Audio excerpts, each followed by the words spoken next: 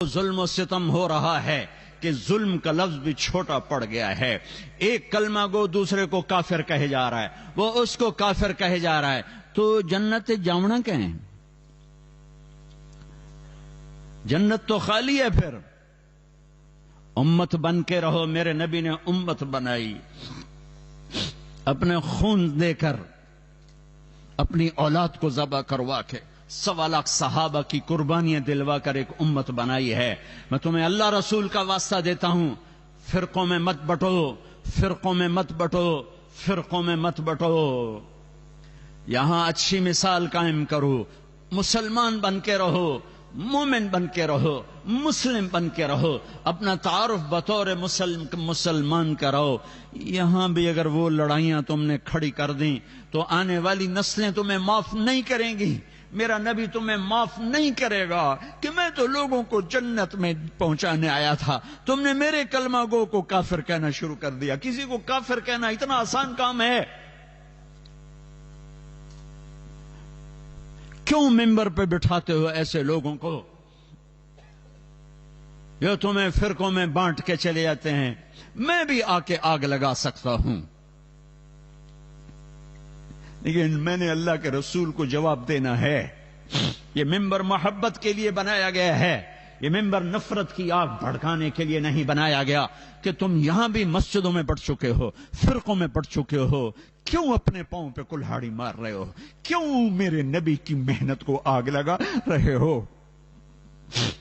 تمہیں کون آ کے بتائے گا، سمجھائے گا کہ تم وہ گندے جراثیم یہاں بھی لے کر بیٹھے ہوئے ہو اور اسی نفرتوں کی آگ میں جل رہے ہو، جل رہے ہو، جل رہے ہو؟ دیکھو، جاؤ، عبرت کے لیے دوسروں کو دیکھنا چاہیے کہ میرے دیس میں کیا ہو رہا ہے. یہ نفرتوں کی آگ نے آج مسجدوں کو کیا بنا دیا ہے. معصوموں کا خون دین کے نام پر، بے گناہوں کا خون دین کے نام پر کس نے یہ آگ لگائی ہے؟ تم سب سے بڑے یہ شراب بیچنے سے بھی بڑا جرم ہے اگر تم نے یہاں فرقہ واریت کو فروغ دیا. یہ سٹے سود سے بڑا جرم ہے اگر یہاں فرقہ واریت کی آگ لگائی. امت بن کے رہو، امت بن کے رہو، امت بن کے رہو. جو تمہارا مذہب مسلک ہے اسے سینے سے لگاؤ. پر کسی سے نفرت کیوں کرتے ہو؟ نہ کرو نفرت. پتہ نہیں کون سی ادا میرے اللہ کو پسند ہے اور اللہ جنت کا فیصلہ کر دے. تم کسی کے ٹھیکیدار ہو، تو کریم مہربان ہے، ایک کوئی عمل پسند آتا ہے اور جنت کا فیصلہ کر دیتا ہے. ساری زندگی کی عبادات کو ایک کوئی عمل ناپسند آتا ہے، دھتکار کے پھینک دیتا ہے. بے نیاز ہے.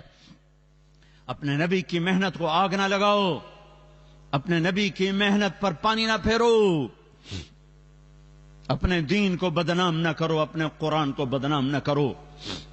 اختلاف رائے رہے گا، اختلاف رائے رہے گا. ایک دوسرے کی عزت کرنا سیکھو، ایک دوسرے کو گلے. میرے نبی نے عبداللہ بن ابی کو گلے سے لگا کے نہیں رکھا. تم جانتے ہو عبداللہ بن ابی کون ہے؟ ابو جہل سے بڑا کافر، ابو جہل سے بڑا کافر. ابو جہل اوپر کی دوزخ میں ہے، عبداللہ بن ابی نیچے کی دوزخ میں ہے. لیکن اس نے ظاہری کلمہ پڑھا، میرے نبی نے سینے سے لگا کے رکھا. وہ مر گیا تو ان کے بیٹے سچے صحابی تھے. یا رسول اللہ، میرا باپ مر گیا، اپنا کرتا دے دیں، کفن پہناؤں. آپ نے کہا یہ لو، شاید بخشا جائے. آپ کو بھی پتہ نہیں بخشا جائے گا. کہا یا رسول اللہ، میرے باپ کا جنازہ پڑھ دیں. کہا میں حاضر ہوں. جا کے جنازے پر کھڑے ہو گئے. آگے عمر سامنے آ گیا. یا رسول اللہ، یہ آپ کیا کر رہے ہیں؟ کہا کیوں؟ کہا آپ کو پتہ نہیں یہ کون ہے؟ کہا پتہ ہے. کہا تو پھر جنازے کیوں پڑھا رہے ہیں؟ کہا شاید بخشا جائے، شاید بخشا جائے. تم ایک مسلمان کو کہتے ہو یہ منافق ہے، یہ کافر ہے.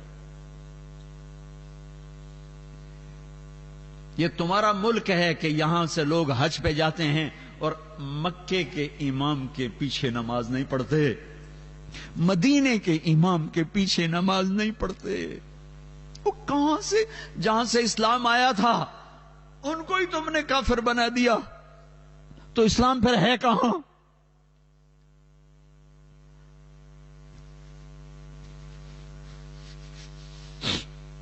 میرا رب اتنا کمزور ہو گیا ہے کہ کعبہ کے مصلی پر کافر کھڑے ہیں.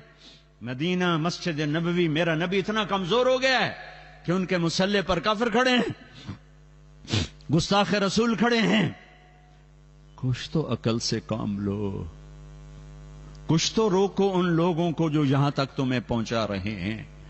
کچھ تو دین سیکھو، کچھ تو دین سیکھو. اتنے غافل تو نہ بنو، اتنی آگ تو نہ بھڑکاؤ. آپ نے کہا، میرے اللہ نے کہا ہے عمر، میرے اللہ نے کہا پڑھ یا نہ پڑھ میں معاف نہیں کروں گا، میں پڑھتا ہوں شاید معاف کر دے. پھر میرے نبی نے کہا، میرے اللہ نے کہا تھا میرے حبیب 70 دفعہ بھی پڑھے گا تو نہیں معاف کروں گا. پھر آپ کہنے لگے اگر میرا اللہ کہتا نا کہ میرے محبوب اگر تو 70 دفعہ ان کا پڑھے گا تو میں معاف کر دوں گا، تو میں اس کا 70 دفعہ پڑھ دیتا. ایک منافق کے لیے جنازہ پڑھایا، پھر جنازے کے ساتھ چلے، انہیں پہنچنے سے پہلے قبر میں ڈال دیا، اس کو باہر باہر نکالو.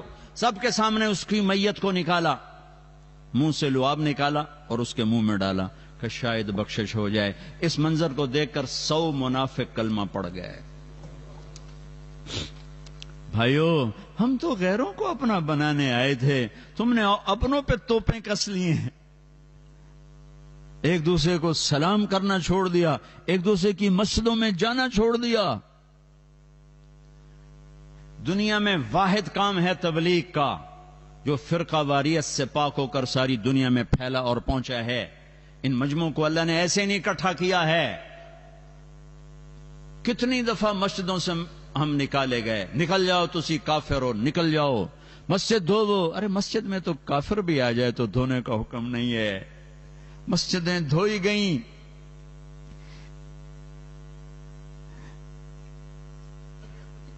اور میں نیا گیا تھا تبلیغ میں، تو ایک مسجد میں گئے تو امام مسجد نے ہمیں ماں بہنوں کی گالیاں نکالی کہ تم گستاخ رسول ہو، کافر ہو. میں تو پہلی دفعہ تھا، میں حیران پریشان. اور وہ جماعت والے سارے بھائی ان کے لیے دعا کرو، بھائی ان کے لیے دعا کرو.